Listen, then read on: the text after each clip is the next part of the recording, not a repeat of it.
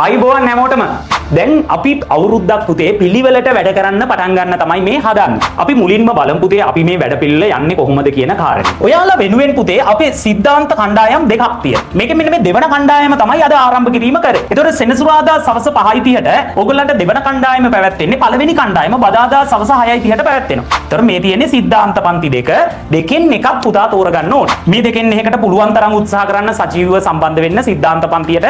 ඔයා සජීවීව එන්න ඕනි නිසා තමයි වෙලාවල් දෙකක් දාලා තියෙන්නේ. ඉරිදා පන්තිය පුතා ප්‍රශ්න පත්‍ර කරන පන්තිය. එතකොට මේ පන්තියට ඔයාලට රිපීට් ක්ලාස් එකකුත් ලැබෙනවා. පන්තිය තියෙන වෙලාවට අමතරව එන්න බැරි අයට වෙන වෙලාවකුත් මේ පන්තිය ලැබෙනවා. ඊට අමතරව මේවා රෙකෝඩින් ලැබෙනවා. ඔයාලට පන්ති මග හැරුණොත් එදා දවසේම රෙකෝඩින් බලන්න පුළුවන්. හරි නේද? පුතේ අපේ පන්තියේ වැඩ කරන්නේ ඔයා දන්නවා හැම වාරයකටම පොත් 4ක් ගෙදරට එවනවා. මේ තියෙන්නේ ඕගොල්ලන්ගේ ඒ විදිහට එවන පොත් සෙට් එක. හරිද? එතකොට මේ අවුරුද්දේ දරුවන්ට මේ තියෙන්නේ පළවෙනි වාරයට එන පොත් ටික. පුතේ අපේ සිද්ධාන්ත නිබන්ධනය කියලා කියන්නේ මෙන්න මේ රෝස පාට ටියුට් එක. මේ රෝස පාට ටියුට් එකේ තමයි අපි පන්තියේ නෝට් එක ලියන්නේ. මේක ලියන්නේ නිල් පෑනෙන්. ඔන්න මතක තියාගන්න කොහේ හරි නෝට් කරගන්න. මේක ලියන්නේ නිල් පෑනෙන්. ඒකයි සර් මේ පාට දාලා තියෙන්නේ. ඒකේ වැදගත් කරුණු ලියන්නේ කොළ පාටින්. ඊළඟට මේ TNQ නිබන්ධනය කියන්නේ ඔයාලගේ පාඩමින් පාඩමට ප්‍රශ්න වෙන් කරපු පොතක්. පුතාලා දැන් පළවෙනි පාඩම අද අපි පටන් ගන්නවනේ.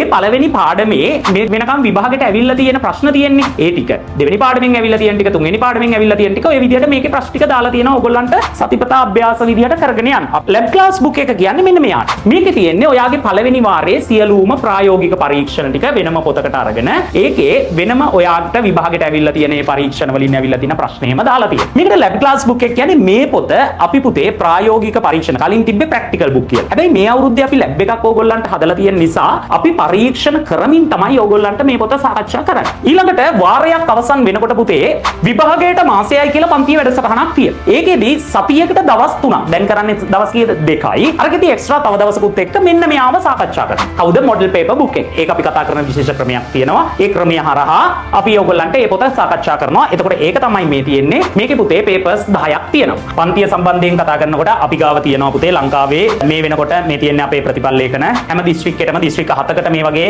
එක එක දිස්ත්‍රික්කවල අපේ පන්තියේ සම්බන්ධ වෙලා තියෙන ඒ ප්‍රතිඵල ගත්ත දරුවන්ගේ ලේඛනය අපි නිකුත් කරලා තියෙනවා සහ අපි මේ දිස්ත්‍රික්කවල බෙදලා තියෙනවා. මොකද ඒකට හේතුව ගොඩක් අඩු ලකුණු තිබිච්ච දරුවෝ තමයි මේ අවසානයේ මේ ප්‍රතිඵලයක් දක්වා ඇවිල්ලා තියෙන්නේ. ඒ නිසා තමයි එහෙම කරලා තියෙන්නේ. ඊට පස්සේ ලකුණු 75ට අඩු දරුවන් සඳහා විශේෂ සැලසුමක් ඇති බවට තහවුරු කළ වැඩසටහන.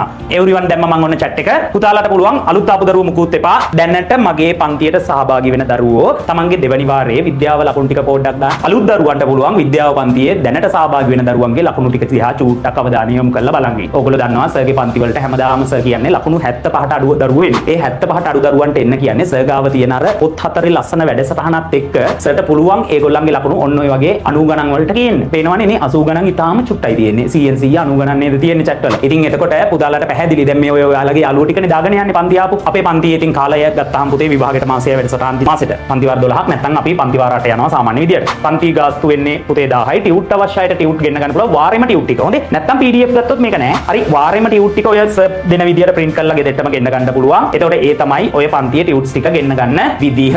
සර් ඉගෙනුවට පස්සේ පුතාලට ඔය ටියුට්ස් ටික ගෙන්නගෙන පිළිවෙලට කැමති නම් මේ වැඩෙත් එක්ක සම්බන්ධ වෙන්න. දැන් පුතාට මේක වැඩේ පිළිවෙලට යනවා කියන කාරණේ පෙන්වන්න තමයි මම වැඩසටහන පොඩ්ඩක් පැහැදිලි කරේ. ඔන්න ඔක්කොම විස්තර ටික කිව්ව වැඩේ පටන් ගන්න කලින් ෆෝන් නම්බර්ස් දෙක ලියා ගන්න.